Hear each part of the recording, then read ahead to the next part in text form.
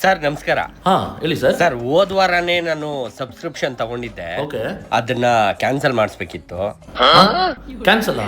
ಯಾಕೆ ಜಿಮ್ಮಲ್ಲಿ ಪ್ರಾಬ್ಲಮ್ ಆಗಿತ್ತಾ? ಇಲ್ಲ ಸರ್. ಟ್ರೈನರಿಂದ ಏನಾದರೂ ಡಿಸ್ಟರ್ಬೆನ್ಸಾ? ಹಾಗೇನಿಲ್ಲ ಸರ್. ಮತ್ತೆ ಯಾಕೆ ಸರ್? ಸರ್ ಅದೇನಾಯ್ತು ಅಂದ್ರೆ ನಂಗೆ 2 ವರ್ಷದಿಂದ ಹುಡುಗಿನ ಹುಡುಕ್ತಾ ಇದೀವಿ ಸರ್. ಹೋಗಿ ನೋಡ್ಕೊಂಡು ಬಂದಾದ್ಮೇಲೆ ಕ್ಯಾನ್ಸಲ್ ಮಾಡ್ತಾನೆ ಇದಾರೆ. ಯಾಕೆ ಅಂತ ನಮಗೂ ಗೊತ್ತಾಗಿರ್ಲಿಲ್ಲ.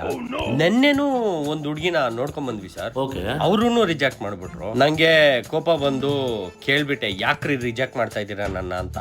ಅದಕ್ಕೆ ಹುಡ್ಗಿಯವ್ರ ಅಪ್ಪ ಬಂದ್ಬಿಟ್ಟು, ಅಲ್ಲಪ್ಪ ನೀನು ಈ ರೇಂಜ್ಗೆ ಬಾಡಿ ಬಿಲ್ಡ್ ಮಾಡಿದ್ಯಾ, ನೀನು ಅಟ್ಲೀಸ್ಟ್ 4-5 ಜನ ಮೇಂಟೈನ್ ಮಾಡಿರ್ತೀಯ ಅಂದ್ಬಿಟ್ರು.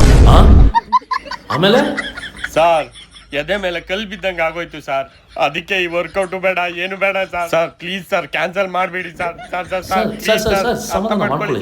ಸರಿ ನಾನಿದ್ದೀನಿ, ನಾನೇನು ಮಾಡ್ಕೊಡ್ತೀನಿ. 35 ವರ್ಷ ಸರ್, ಇನ್ನೂ ಮದುವೆ ಇಲ್ಲ ಸರ್.